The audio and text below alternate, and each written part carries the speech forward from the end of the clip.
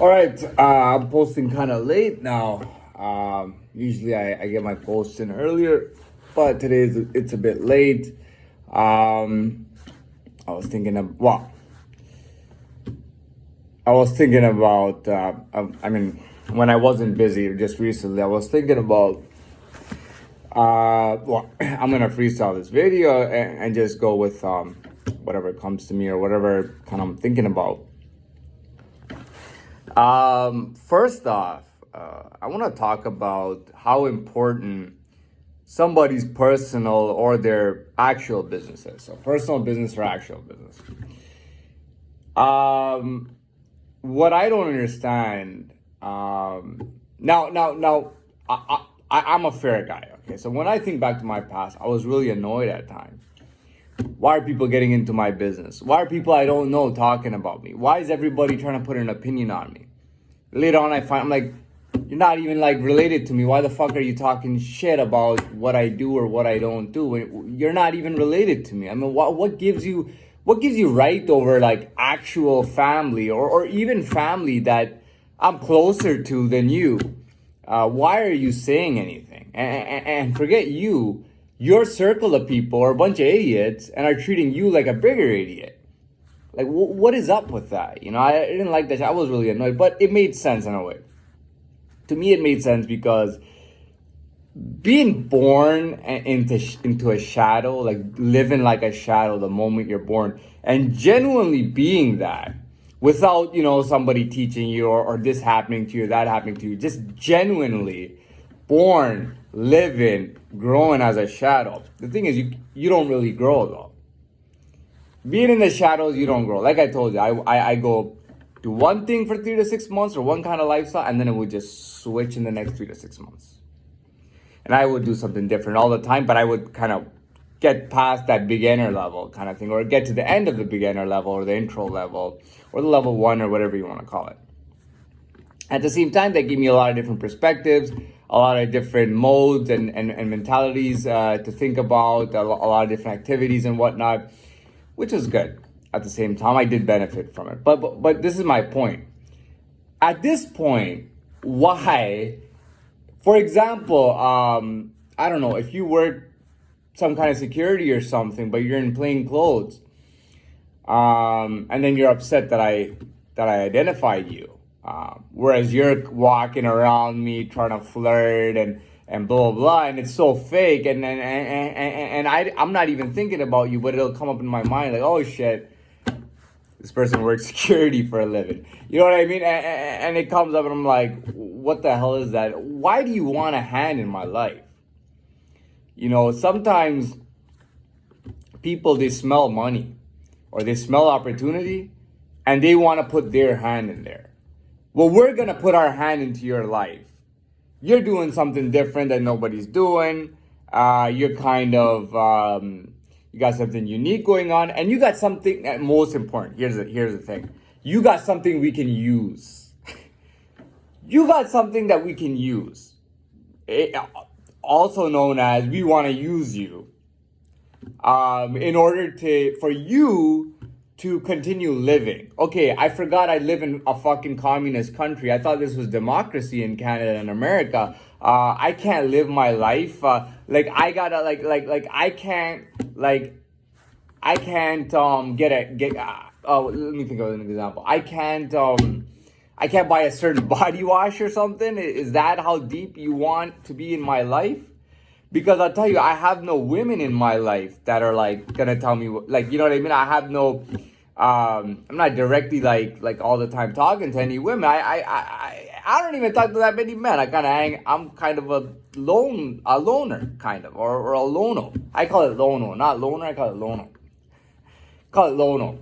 But anyways, but the thing is that people want to put their hand in, and I don't know what the deal with that is, and it reminds me, you know what it reminds me of? It reminds me of that Godfather scene where he wants to do a casino, right? He has his family, right? He's established himself at this point in America. He spent, I don't know, a decade or whatever he spent, and he is the top guy in his organized family, right? And he meets with that cowboy, the old man, who is like the head of licensing and all that shit. And he meets with him, and what does that guy say? I don't like your kind, and you're gonna have to pay 4 times the price. I think it was like $27,000 for the license, for the casino or whatever it was. You're gonna have to pay me $100,000. And the guy gets offended, and he says, "This is my counter offer. I'm not gonna give you shit. Fuck you. We're gonna have a problem." Blah blah blah. I remember that scene. And then that's what it kind of reminds me of. Like I need a license to just like to do what? I mean, first of all, I'm not dealing drugs. I'm not working illegally. I am not supposed to be under you at all.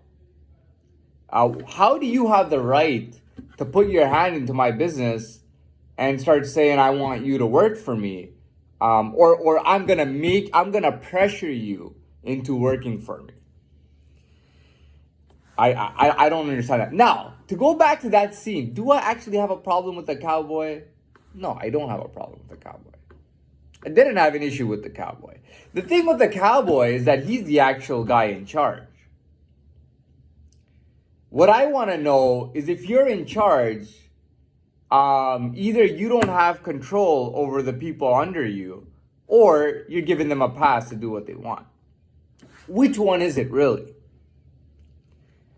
You know, they see you doing anything and they want their hand in there. And you know how much of a hand they want in there? Hey, 5% for you, 95%. What are you getting paid for exactly? Because I don't need you for protection. I don't need you. I don't need you for protection at all. What are you gonna do for me, really? If I go out there and somebody fucks with me, or I even get into an issue with somebody, could even be an undercover officer. But if I get into an issue with somebody, and whatever happens, they walk away. Whatever happens, Here's the thing, like, I'm not going to the cops, and I've never gone to the cops for anything. Even when I was in jail, I never went to the cops for anything. And I told you that I had a totally different relationship with them, and I don't think they get that in their heads. I don't think they understand that. It's like a bunch of jealous kids because the principal is favoring this student, and now all the teachers are getting together against the principal to say, fuck you, you will not give this guy any privileges over anybody else. That's pretty much what it is.